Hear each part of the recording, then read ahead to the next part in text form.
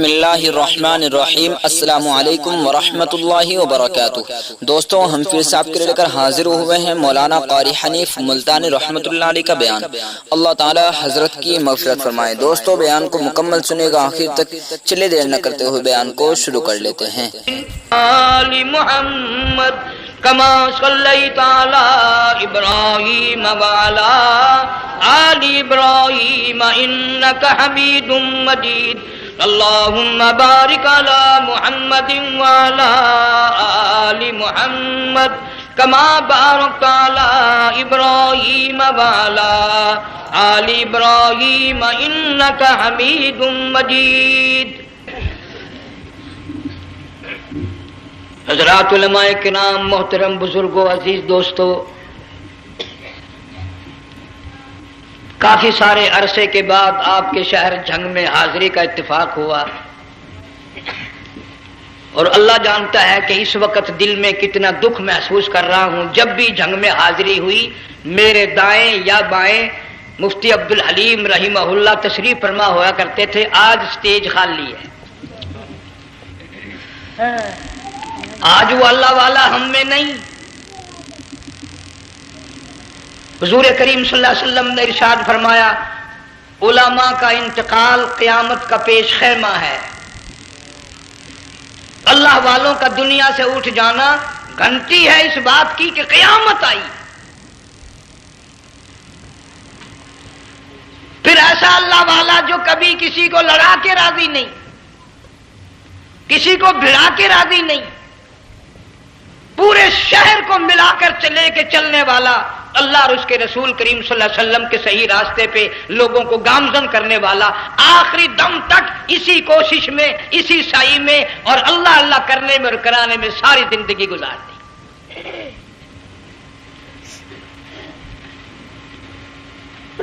سارا شہر جھنگ مل کر، سارے علماء مل کر کوشش کریں، مفتی عبدالحلیم کو نہیں لا سکتے، یہ خلا پورا ہونے والا نہیں۔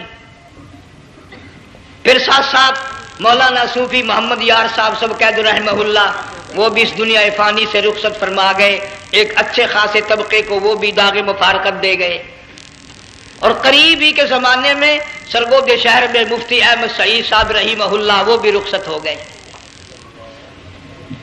تو یقین جانو، ان حضرات کا دنیا سے اٹھنا اس بات کی علامت ہے کہ ملک میں کچھ نہ کچھ ہونے والا ہے۔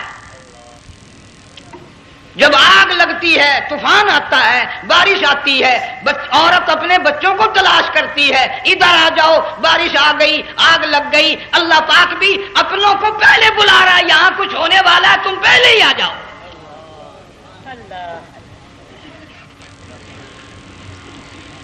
اور اس طرح بھی اشارہ فرمایا، وَكَمْ أَهْلَكْنَا قَبْلَهُمْ مِنَ الْقُرُونِ۔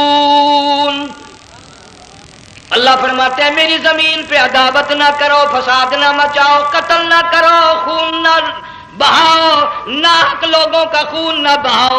اللہ پاک کی زمین ہر روز صبح کو عرض کرتی، الہی لوگ مجھ پہ زنا کر کے چلتے ہیں، بدماشی کر کے چلتے ہیں، اجازت دے میں لقمہ بنا کر نگل جاؤں۔ مجھے اپنے اوپر ان کا چلنا پسند نہیں، مجھے اچھا نہیں لگتا۔ ہر روز آواز لگاتی ہے، ظالمو، بدکارو، بدماشو، میرے اوپر دندناتے پھرتے ہو، ایک نہ ایک دن میرے اندر آؤ گے، تمہیں پتہ چل جائے گا کہ میں تم کو کتنا دشمن رکھتی تھی۔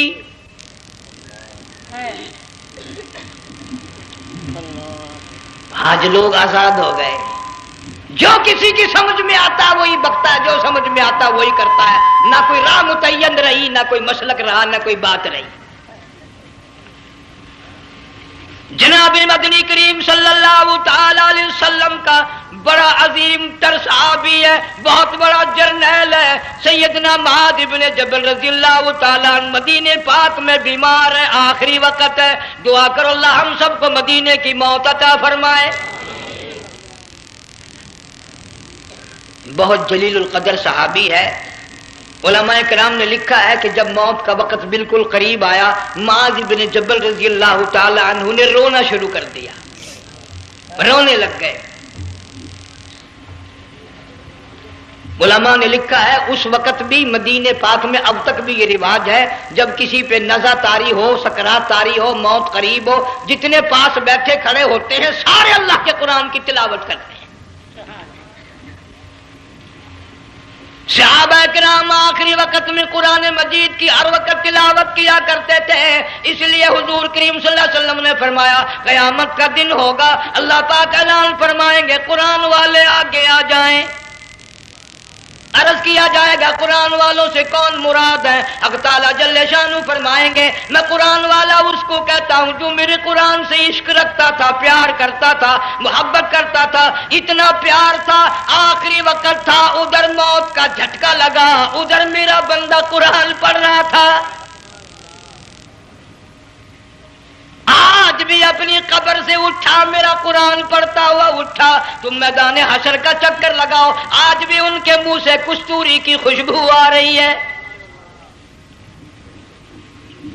معاذ بن جبل رضی اللہ تعالیٰ عنہ قرآن مجید کی تلاوت فرماتے فرماتے رونے لگ گئے۔ کسی صحابی نے کہہ دیا موت سے ڈر کے رو رہے ہو، موت سے ڈر گئے؟ فرمایا نہیں۔ پھر کیوں روئے؟ صحابی کہتا ہے میرے دل کی تمنا میرے دل میں رہی، میری آرزو پوری نہ ہو سکی، میری حسرت پوری نہ ہوئی، میرا ذوق پورا نہ ہوا، میرا شوق پورا نہ ہوا، میری تمنا تھی گرمی کا موسم ہو، رمضان کا مہینہ ہو، میں روزہ دار ہوں، جہاد فی سبیل اللہ ہو، کفر اسلام کا مقابلہ ہو، میں کئی کافروں کو قتل کر دیتا، پھر کافر بھی اکٹھے ہو کر مجھ پہ ٹوٹ پڑتے، میرا ناک کاٹ لیتے، میری زبان کاٹ لیتے، میں اللہ کی حضور میں جاتا، اللہ مجھ سے پوچھتا معاذ دنیا سے کیا لایا؟ میں عرض کرتا الہی بولوں کیسے، زبان بھی تیری نام پہ کٹا کے آیا ہوں، اور روزہ رکھ کر آیا ہوں، نیت یہ ہے کہ تیرے محبوب کے حوض کوثر کے پانی سے روزہ افطار کروں گا۔ ان اللہ والوں کی یہ موت تھی۔ مالک بن دینار رحمت اللہ علیہ ایک عجیب نوجوان کا واقعہ تحریر فرماتے ہیں، گرمی تھی، دوپہر تھی، سورج اپنی شباب پہ تھا، بڑی سخت گرمی تھی، میں نے ایک نوجوان کو دیکھا، وہ پیروں سے معذور ہے، دونوں پیر نہیں ہیں، ہاتھوں کے بل زمین پہ گھسٹ گھسٹ کے چل رہا ہے، اور گلے میں کرتا بھی نہیں، سامان کوئی نہیں، سواری کوئی نہیں، کھانے پینے کا انتظام کوئی نہیں۔ مالک بن دینار رحمت اللہ علیہ فرماتے ہیں میں نے اس نوجوان سے پوچھا کہ تو کہاں سے چلا اس حالت میں؟ کہنے لگا میں بلخ بخارے سے چلا ہوں۔ تجھے یوں ہی ہاتھوں کے بل گھسٹتے چلتے کتنا عرصہ گزر گیا؟ نوجوان کہنے لگا اللہ والے 7 برس ختم ہو کر 8واں لگ چکا ہے، اس حالت میں کہ جی ہاں اسی حالت میں، تیرا کھانا پینا۔ جوان کہنے لگا والذی ہوا یطعمنی ویسقین وَإِذَا مَرِضْتُ فَهُوَ يَشْفِينِ، اللہ ہی کھلاتا ہے وہی پلاتا ہے، بیمار ہو جاتا ہوں وہی تندرستی عطا کرتا ہے۔ اور نوجوان دوپہر بڑی سخت ہے، گرمی بڑی سخت ہے، میرے یہاں دوپہر کو آرام کر لے، قیام کر لے، کچھ دیر ٹھہر جا، آج میرے یہاں قیام کر لے۔ نوجوان رونے لگا اور کہنے لگا مالک بن دینار یہ 2-4 منٹ جو تیری ساتھ باتوں میں میرے خرچ ہو گئے، مجھے ان کا ہی بڑا دکھ ہے، میں اور اپنی اس معذوری میں ہاتھوں کے بل 2-4 گز گھسٹ کر اور اپنے رب کے قریب ہو جاتا۔ یہ جو تیری ساتھ بات کرنے میں تھوڑا سا وقت خرچ ہو گیا، مجھے اس کا ہی بڑا دکھ ہے۔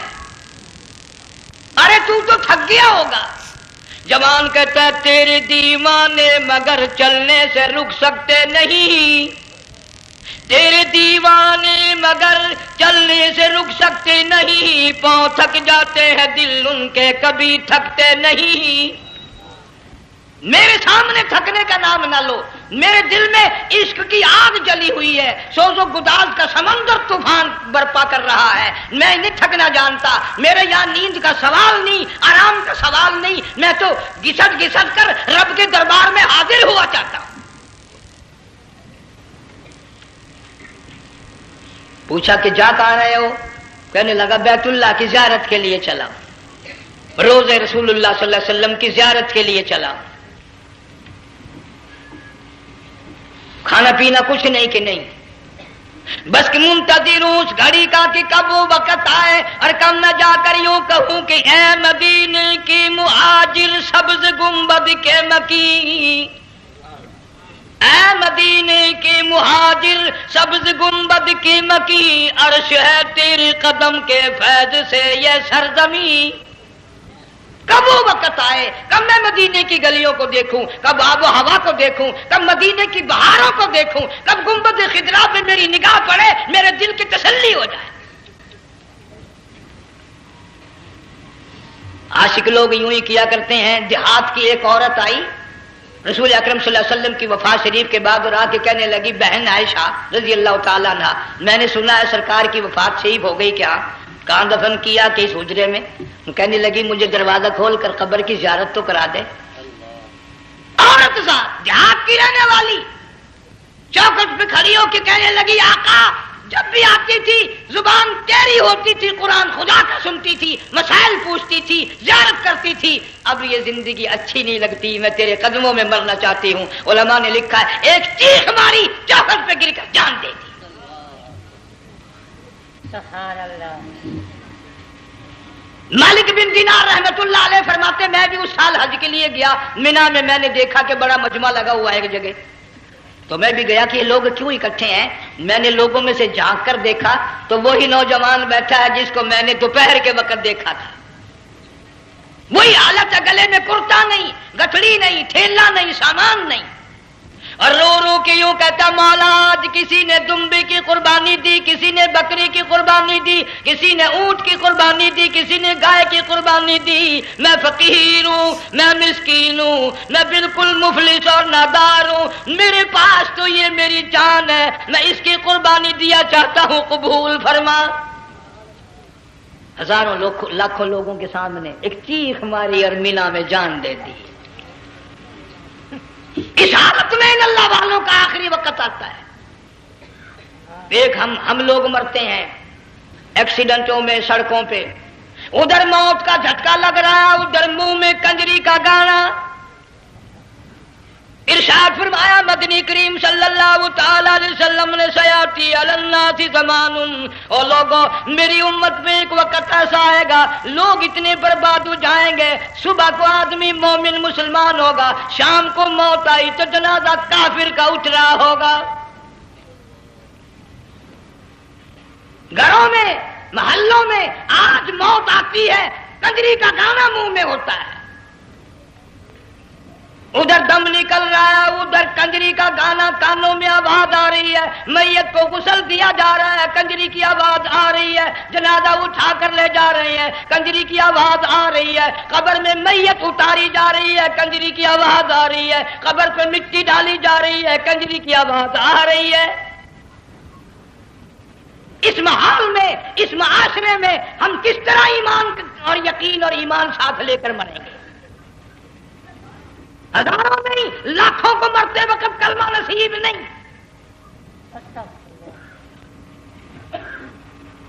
قسم دے کر پوچھو، ماں مر رہی ہے، کلمہ منہ سے نہ نکلا، باپ مر گیا، منہ سے کلمہ نہیں نکلا، بیگم صاحبہ چل بسی، منہ سے کلمہ نہیں نکلا۔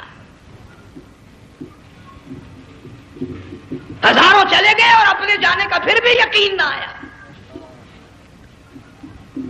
تم نے کبھی سوچا تک نہیں، خیال تک نہیں کیا۔ ارشاد فرمایا مدنی کریم صلی اللہ تعالی علیہ وسلم نے، اور لوگوں ابو ہریرہ رضی اللہ تعالیٰ عنہ سے پوچھا تو کیوں رویا؟ عرض کرنے لگا میرے آقا اتنی کمزوری کبھی نہ دیکھی، اتنی ضعیفی کبھی نہ دیکھی، اتنی ناتوانی کبھی نہیں دیکھی، چہرہ انور بالکل کمزور ہو گیا۔ آپ نے ٹھنڈا سانس لے کر فرمایا ابو ہریرہ تجھے معلوم نہیں موت بالکل قریب آ گئی، بالکل قریب آ گئی موت۔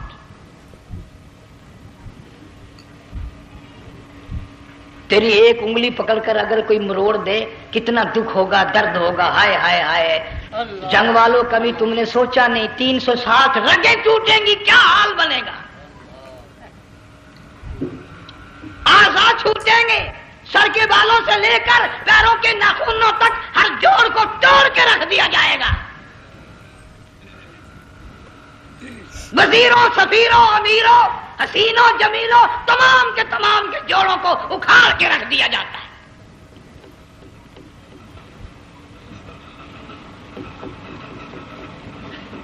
پروگرام تک نہیں مرد عورتوں کا کہ یہ دنیا کسی کی نہ بنی، قبر میں آخر جانا ہی جانا ہے۔ علماء کرام نے لکھا ہے کہ حضرت عیسیٰ علیہ السلام کے پاس لوگ آئے اور کہنے لگے نئی نئی قبروں سے مردے زندہ کر کے دکھاتے ہو، آؤ ہم ایک پرانی قبر پہ لے کے چلتے ہیں، مردہ زندہ کر کے دکھاؤ۔ عیسیٰ علیہ السلام تشریف لے گئے، فرمایا قم باذن اللہ، ایک نوجوان زندہ ہو کر قبر سے نکل کر سامنے آ کر کھڑا ہو گیا۔ عیسیٰ علیہ السلام نے پوچھا تو کون ہے؟ وہ کہنے لگا میرا نام سام ہے، میں حضرت نوح علیہ السلام کا بیٹا ہوں۔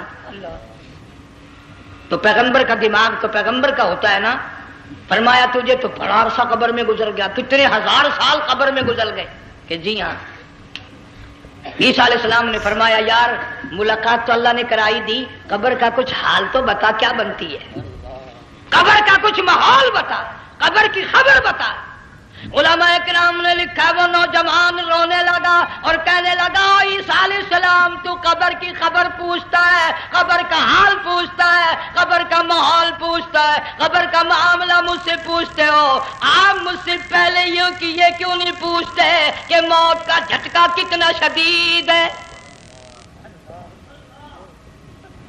نوجوان رو کے کہنے لگا عیسیٰ علیہ السلام کتنے ہزار سال میری موت کو گزر گئے، پر مالک کائنات کی قسم آج تک میرا منہ کڑوا ہے۔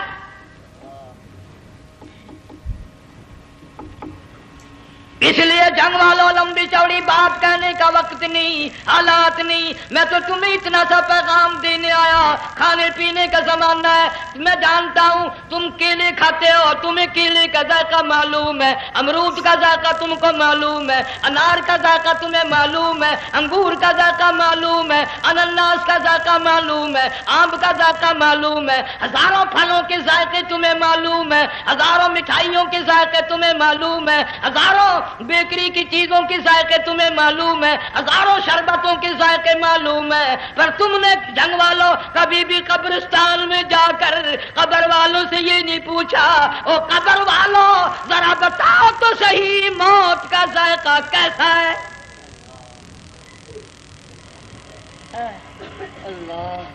تم نے چکھا نہیں، جنہوں نے چکھا وہ بتانے نہ آئے کیسا ذائقہ ہے۔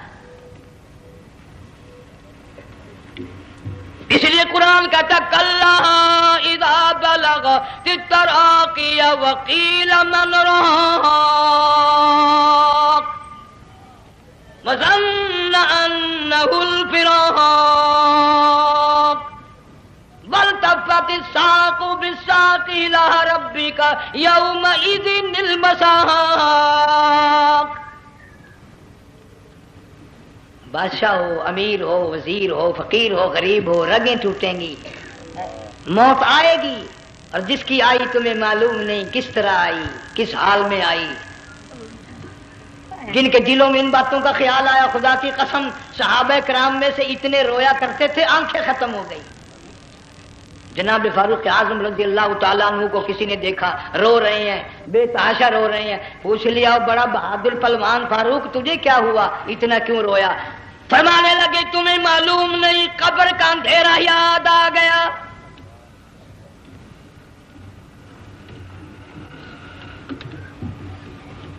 1,29,000 صحابہ کرام اس آخرت کے لیے قربانیاں دیتے آئے، اولاد کی قربانی دی، مال کی قربانی دی، جان کی قربانی دی، جو کرنا پڑا وہ کر گزرے، لیکن محمد عربی صلی اللہ علیہ وسلم کا دامن نہ چھوڑا۔ اسی لیے ہر سال اللہ پاک جل شانہ نے اس امت کو یہ موقع دیا کہ سنت خلیل پہ عمل کرتے کرتے قربانیوں کی یاد تازہ ہو جائے، قربانیوں کی یاد تازہ ہو جائے۔ قرآن کریم میں جا بجا ابراہیم علیہ السلام کا اللہ پاک نے ذکر خیر فرمایا، یوں فرمایا ہم نے ان کے بڑے امتحان کیے، بڑی آزمائش کی، وہ ساروں میں کامیاب ہوئے۔ تم ہر وقت اللہ سے یہ دعا کیا کرو اللہ ہمیں امتحان میں نہ ڈالے، آزمائش میں نہ ڈالے، ہم امتحان کے قابل نہیں۔ یہ ہمارے جو امتحان ہوتے ہیں ان میں نقل ماری جاتی ہے، تو اللہ امتحان لے گا تو نقل کیسے ماریں گے، کیسے کام چلے گا؟ جناب ابراہیم علیہ السلام کو اللہ پاک نے ہزاروں امتحان میں مبتلا کیا، ہزاروں آزمائشیں کی، فَأَتَمَّهُنَّ، سب میں کامیاب گیا، سب میں پاس نکلا۔ ایک آزمائش ایسی بھی آئی اللہ کی توحید کی وجہ سے، شرک کو مٹانے کی وجہ سے ابراہیم علیہ السلام کا سارا مصر فلسطین دشمن بن گیا، حضرت سارہ کو ساتھ لے کر چل دیے، ایک بیوی ساتھ ہے، اکیلا دم میں۔ یہاں تو لوگ محلوں میں شہروں میں کہتے ہیں جی میں اکیلا ہی ہوں، میں کیا کروں؟ اگر خلیل کہتا کہ میں اکیلا ہوں تو آج قرآن میں اس کا ذکر خیر کیسے ہوتا؟ پرواہ نہ کی، وہ کہتا میرے لیے میرا اللہ کافی ہے۔ کون کہتا ہے میں اکیلا ہوں؟ میری ساتھ تو اللہ ہے۔ مصر سے گزرنے لگے، بادشاہ کے ملازموں نے بادشاہ کو جا کے بتایا بڑی خوبصورت عورت گزر رہی ہے تیرے حلقے سے، بہت بڑی خوبصورت عورت ہے۔ کہ ملازم پکڑ کے لے کے چلے تو عورت ذات حضرت سارہ رونے لگ گئی، خلیل میرا کیا بنے گا؟ پیغمبر کو اللہ کی ذات پر بڑا یقین ہوتا ہے، فرمایا پرواہ نہ کر، میری آبرو میرے مولا کی آبرو ہے، چاہے جہاں چلی جا میری عزت کی حفاظت میرا اللہ کرے گا۔ فرمایا فاللہ خیر حافظا وہو ارحم الراحمین،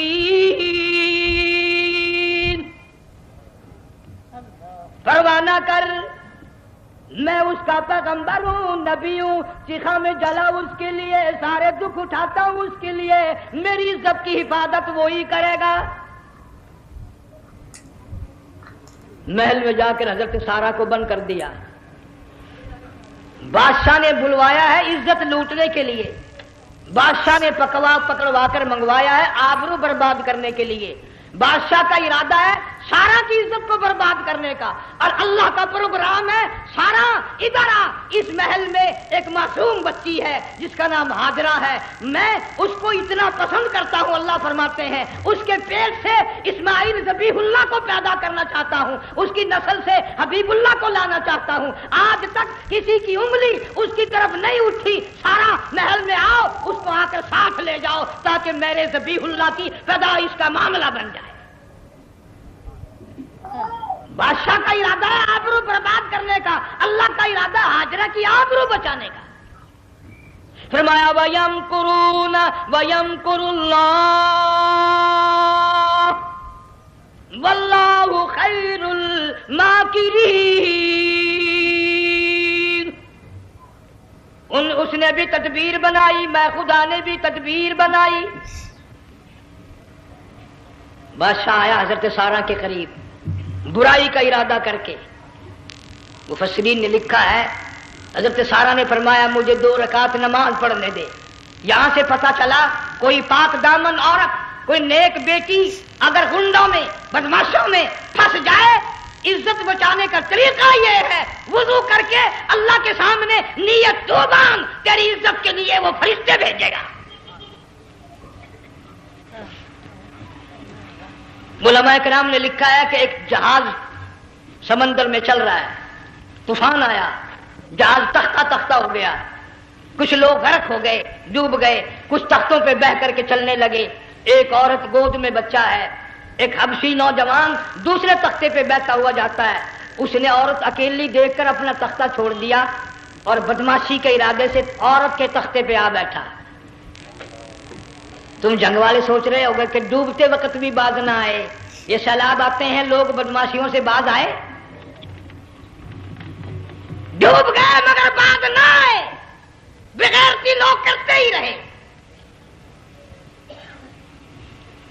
علماء کرام نے لکھا حبشی نوجوان نے عورت کا بچہ چھینا سمندر میں پھینک دیا،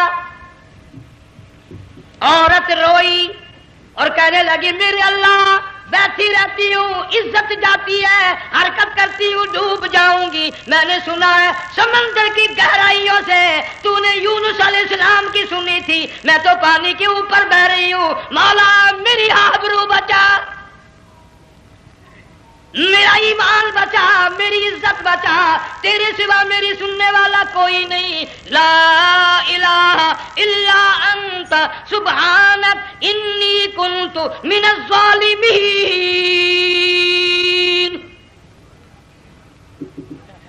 علماء نے لکھا ہے کہ ایک گردن سی نمودار ہوئی پانی میں سے اور حبشی نوجوان کو ایک ہی لقمہ بنا کر لے گئی.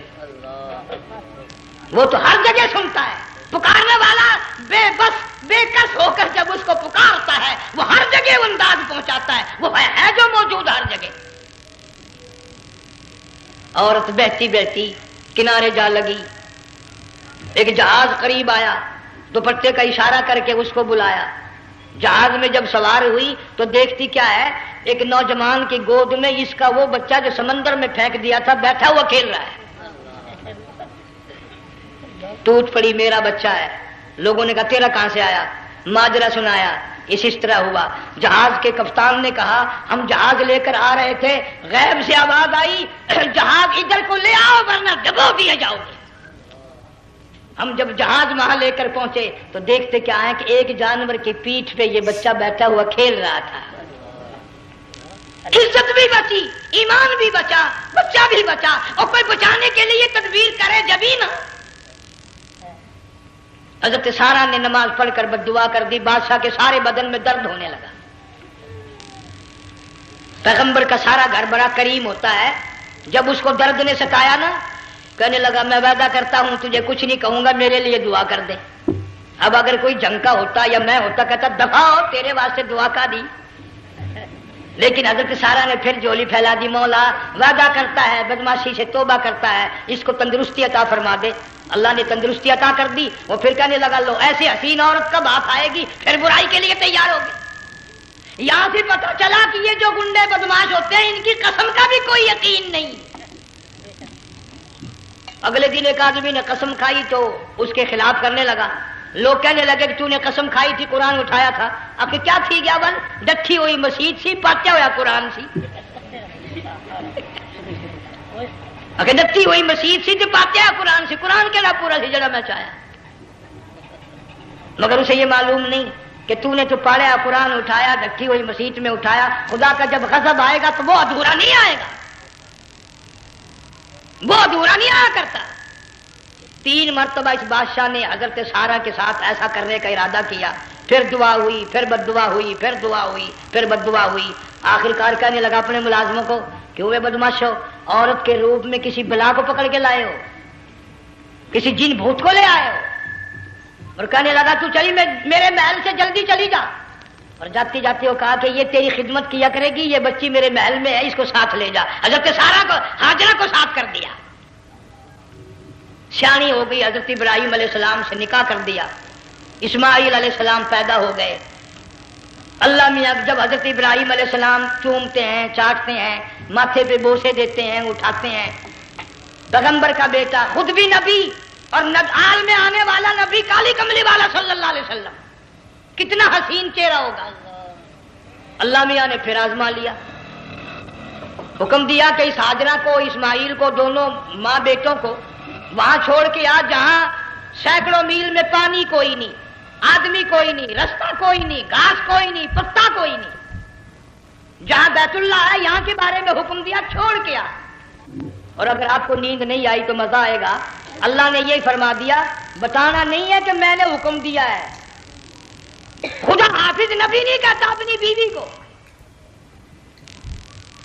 آج لوگ ہر بات میں کہہ دیتے ہیں ہمارے پیروں کو پتا کل کو کیا ہوگا، ہمارے فقیروں کو پتا ہے پرسوں کیا ہوگا.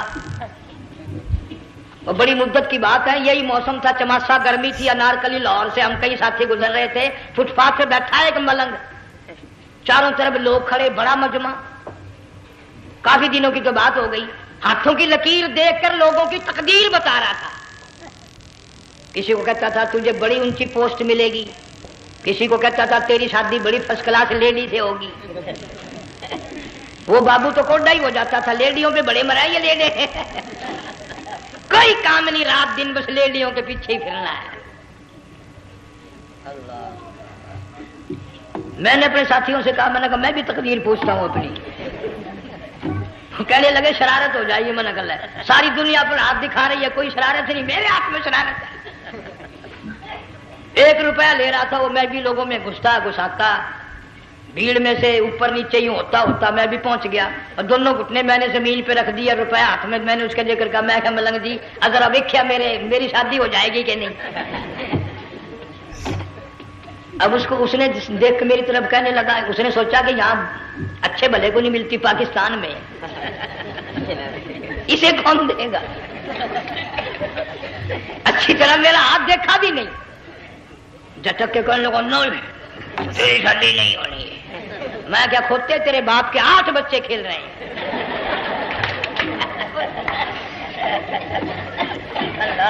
یوں ہی عقیدے بگڑ جاتے ہیں لوگ۔ ہمارے پیر کو پتا، فقیر کو پتا، کسی کو پتا نہیں ہے، کوئی نہیں جانتا۔ فرمایا وما تدری نفس ماذا تکسب غدا، کوئی نہیں جانتا کل کیا ہو جائے گا۔ وما تدری نفس بأی ارض تموت، کوئی نہیں جانتا زمین کے کس ٹکڑے پہ موت آئے گی۔ ان اللہ علیم خبیر،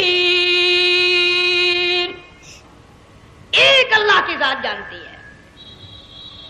حضرت ہاجرہ اسماعیل علیہ السلام کو چھوڑ کر چل دیے، نہ خدا حافظ کہا، نہ کوئی تسلی دی، تھوڑی سی کھجوریں، تھوڑا سا پانی، ختم ہو گیا۔ ابراہیم علیہ السلام جب دور نکل گئے تو حضرت ہاجرہ نے دیکھا یہ تو چلے گئے، کھڑی ہو کر آواز دی، اے میرے ابراہیم، مڑ کر نہیں دیکھتے۔ جنگ والوں، اللہ کا پیغمبر اللہ کی اجازت کے بغیر اپنی بیوی کی طرف نہیں دیکھتا، گھر والی کی طرف نظر اٹھا کر نہیں دیکھتا۔ ایک تم ہو، چٹی داڑھی، بڑھیپا، کالے برقعے والی نظر آ جائے نا، آگے بھاگ کر بڑے نہیں آتے ہیں، کہاں جانا چاہتی ہیں آپ؟ تیری ماں لگتی ہے آپ چلی جائے، تو یہ کیا ہوا؟ یہ کالے برقعے پہ مرتے مرتے مرتے مرتے مری گئے۔ ایسا عجیب تماشا۔ وہ لاہور پلیٹ فارم پر پھر رہی تھی نا ایک لیڈی برقع اوڑے، آ گیا ایک لیڈا، کہنے لگا سیون اپ لاؤ، نے کہا لے آئے، نے کہا واہ واہ کام بن گیا، وہ سیون اپ لے آیا۔ تھوڑی دیر کے بعد کہنے لگا میرے خیال میں پھینٹا بھی ہو جائے، نے کہا لے آئے، نے کہا سبحان اللہ پکا کام ہو گیا۔ وہ سیون اپ بھی پی لی، پھینٹا بھی ڈکار گئی۔ تھوڑی سی دیر کے بعد کہنے لگا سیب لے آؤں، وہ لے ہی آیا سیب، کیا آپ کے لیے میں سیب لایا ہوں آپ کھائیں؟ کہنے لگی نہیں آپ کھائیں۔ اس نے سوچا ہو میری بھی محبت ہو گئی ہے، سیب کھانے کے لیے مجھے بھی کہہ رہی ہے۔ جب اس نے اصرار کیا نا کہ میں تو تیرے لیے لایا ہوں، کھا تو صحیح، کہنے لگی کیسے کھاؤں، میرے منہ میں دانت ہی نہیں ہے۔ اب پتا چلا اسے کہ صبح سے میں تو پرانے پپی کے پیچھے پھر رہا تھا۔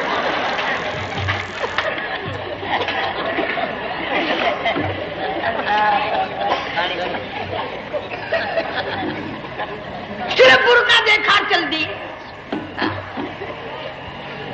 یہاں پیغمبر اپنے گھر والی کی طرف نہیں دیکھتا۔ حضرت ہاجرہ نے اسماعیل علیہ السلام کو سینے سے لگایا، عرب کی قداور مائی، طاقتور مائی، دوڑ لگا کر حضرت خلیل کا راستہ آ کے روک لیا اور کہنے لگی میں جوان عورت، یہ پیارا نور نظر، یہ لخت جگر، شکل تو دیکھو، صورت تو دیکھو، ہمیں یہاں چھوڑ کے جا رہے ہو؟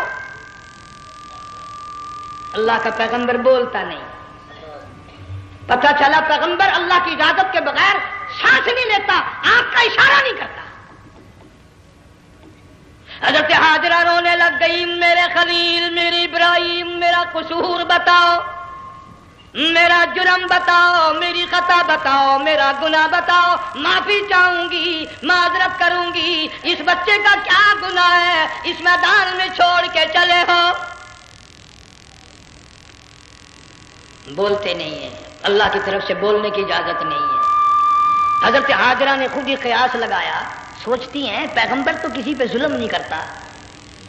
وہ کہنے لگی خلیل کہیں اس رب کا حکم تو نہیں، کہیں اس اللہ کا یوں حکم تو نہیں؟ جنگ کے لوگوں اگر خلیل ہاں کہہ دیتا تو کیا حرج تھا؟ ہاں نہیں کہتا، اجازت نہیں، تاکہ ہاجرہ کے یقین ایمان کا امتحان مکمل ہو۔ مفسرین نے لکھا ہے کہ حضرت ابراہیم علیہ السلام نے سر کا یوں اشارہ کیا، بس ذرا سا ہاں، پھر عورت کا ایمان دیکھ، یقین دیکھ، یہیں نہ بیٹھی، دوڑ کے وہاں گئی یا جہاں پہلے بٹھا کر آئے تھے، اور کہنے لگی ابراہیم جاؤ، میں جانوں میرا رب جانے، پرواہ نہیں۔ راتیں آتی ہیں چلی جاتی ہیں، دن آتے ہیں گزر جاتے ہیں، تھوڑی سی کھجوریں تھی وہ ختم ہو گئی، پانی ختم ہو گیا، بھوک اور پیاس نے بے چین کر دیا۔ اسماعیل علیہ السلام کی اتنی لمبی زبان باہر نکلا، دو پتھر کھڑے کر کے اوپر ایک پتھر رکھ کر چھاؤں بنائی، اس کے نیچے لٹا دیا، اور پھر چکر لگایا، کبھی صفا پہاڑی پہ چڑھتی ہے، کبھی مروہ پہاڑی پہ چڑھتی ہے، کبھی اترتی ہے، اور ڈھلوان میں سے بھاگ کر چلتی ہے جب اپنا بچہ نظر نہیں آتا۔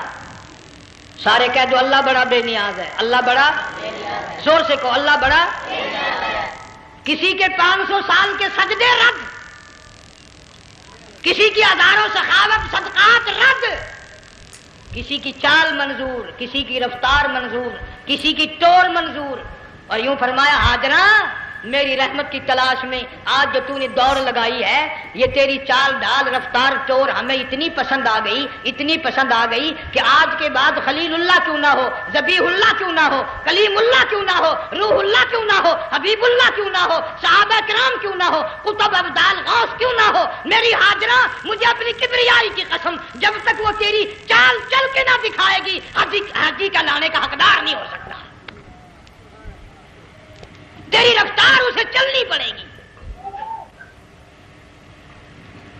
فرمایا ان الصفا والمروۃ من شعائر اللہ فمن حج البیت او اعتمر فلا جناح علیہ ان یطوف بہما ومن تطوع خیرا فإن اللہ شاکر علیم۔ 7ویں چکر میں آواز سی آئی، اب رو پڑی حضرت ہاجرہ، کہنے لگی میرا بچہ اگر چل بسا میں پھر کیا کروں گی؟ سن لی میں نے آواز۔ آپ کی کیا دیکھتی ہے؟ اسماعیل علیہ السلام کی نرم و نازک ایڑیاں جس زمین پر رگڑی گئی تھی وہاں سے چشمہ جاری کر دیا۔ حضرت ہاجرہ نے پی لیا، بھوک بھی ختم ہو گئی، پیاس بھی ختم ہو گئی، بچے کو بھی پلایا۔ اللہ تعالیٰ نے خانہ کعبہ کی بنیاد ڈال دی، ایسے گھر کی بنیاد ڈالی۔ حضور صلی اللہ علیہ وسلم فرماتے ہیں 500 سال کی عبادت ایک طرف اور بیت اللہ پہ ایک نگاہ یوں ڈالنا ایک طرف۔ 500 سال کی عبادت کا وہ ثواب نہیں جو ایک نظر خانہ کعبہ پہ ڈالنے کا ثواب ہے۔ اور اللہ پاک یوں فرماتے ہیں کہ جو آنے والا حجر اسود کو بوسہ دیتا ہے، اللہ پاک یوں فرماتے ہیں میں سمجھتا ہوں میرا سجا ہاتھ پکڑ کر میرے بندے نے چوم لیا۔ جو غلاف کعبہ کو پکڑ کر مانگتا ہے، اللہ فرماتے ہیں میں یہ سمجھتا ہوں میرا دامن پکڑ کے مانگ لیا۔ جو مقام ملتزم پہ لپٹ کے مانگتا ہے، اللہ فرماتے ہیں میں سمجھتا ہوں میری چوکھٹ پہ پڑھ کے مانگ لیا۔ اور فرمایا لوگوں یہ جو آنے والے آئے ہیں یہ رشتہ داروں کے مہمان نہیں، عزیزوں کے مہمان نہیں، دوستوں کے مہمان نہیں، میں خدا میزبان ہوں، یہ میرے مہمان ہیں۔ آج ان کی دعاؤں پہ آمین کہو، فرشتوں کو حکم ہوتا ہے ان سے مصافحہ کرو۔ مگر اللہ تعالیٰ سب کو توفیق دے کہ حج مکمل کر کے آئیں اور سب کا حج قبول فرمائے۔ میرے علاقے میں کئی سالوں کی بات ہے پرانی، جب کوئی حاجی تھا، ایک آدمی حج کر کے آیا، میں دوپہر کو اس کو ملنے گیا تو ظہر کی نماز کا وقت آیا، میں اٹھ کے چلا گیا نماز پڑھنے، پھر عصر کی نماز کا وقت آیا، میں اٹھا اور نماز پڑھ کے آ گیا۔ میں نے اس حاجی کے لڑکے سے پوچھا، میں نے کہا حاجی صاحب نے نماز یہیں پڑھی؟ تو کہنے لگا جی ابھی شروع نہیں کی، سفر کے تھکے ہوئے ہیں نا، 2-4 دن کے بعد شروع کریں گے۔ شکر ہے پہلے لوگ جھوٹ نہیں بولنا کرتے تھے، ہاں آج کل کا ہوتا ہے نا تو وہ کہہ دیتا ہے جی یہ تو کئی وقت کی اکٹھی پڑھ کر بیٹھے ہیں۔ تو پھر مولوی تھا نا، میں بیٹھ گیا حاجی کے پاس، باتوں میں اس کو لے آیا، یہی میں نے کہا حاجی صاحب نماز نہیں پڑھی؟ کہنے لگا آپ ہی لوگوں سے سنا ہے کہ بیت اللہ میں جو ایک نماز پڑھے 1,00,000 کا ثواب ملتا ہے، مسجد نبی میں جو ایک نماز پڑھے 50,000 کا ثواب ملتا ہے، 4 مہینے پڑھ کے آیا، وہ حساب لگا لو۔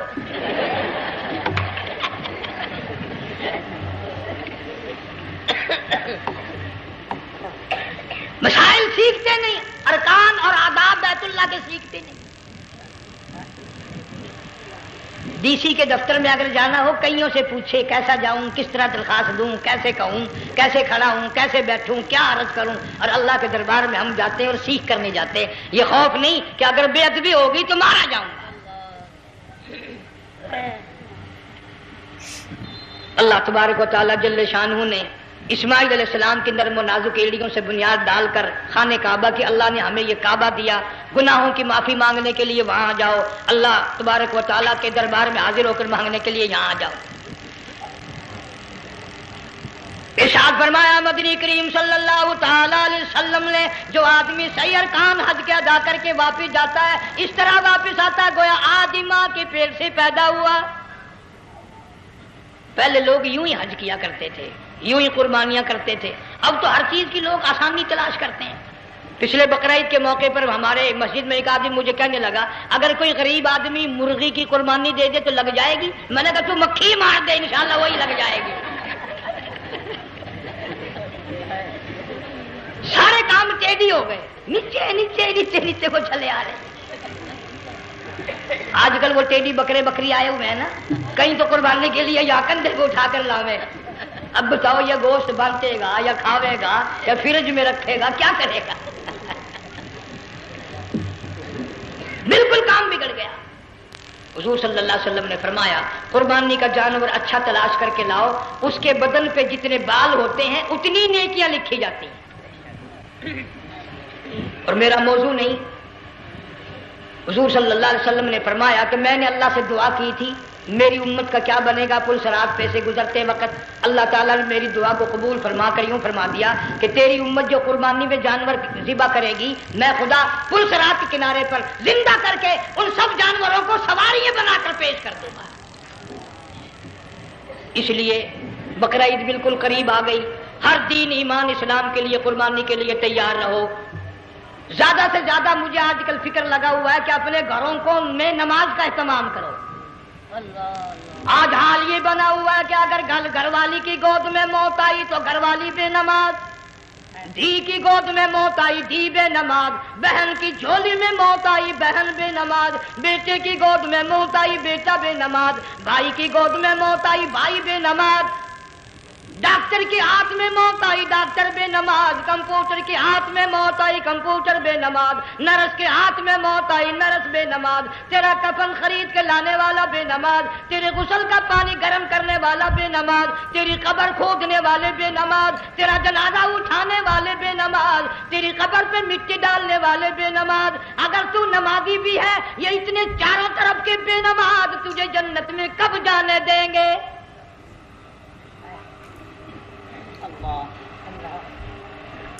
اس بچی کا فکر کیوں نہیں کرتا؟ کلاس میں فیل ہو جائے تجھے دکھ لگتا ہے میری بچی فیل ہو گئی، ساری عمر نماز نہ پڑھے تجھے کبھی درد نہیں ہوا کہ جہنم کے انگاروں میں جلے گی؟ بیوی ایک دن تیرا کہنا نہ مانے آگ لگ جاتی ہے، ساری عمر نماز نہ پڑھے بے ایمان تجھے کبھی آگ نہیں لگی۔ اس گھر سے تیرا جنازہ نکلے گا، اس گھر سے تیری میت اٹھے گی جس گھر میں تو نے سارے بے نماز پیدا کر رکھے ہیں، سارے بے نماز اکٹھے کر رکھے ہیں، کس طرح ایمان کلمہ ساتھ لے کر جائے گا؟